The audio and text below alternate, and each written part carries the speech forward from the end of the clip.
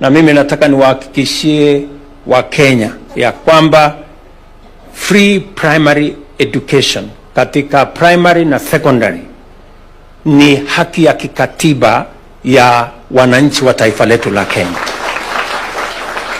na tumehakikisha ya kwamba in the last 2 years tumefanya mambo kadhaa to make sure that education is truly universal and truly accessible, because the commitment we have is that education is the greatest empowerment that any society, any country can give to its young people.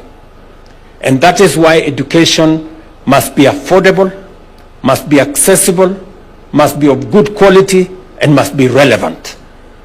Na sababu hiyo ndio tumeweka pesa nyingi kujenga madarasa mpya. Kwa miaka miwili imepita tumejenga madarasa mpya 23,000.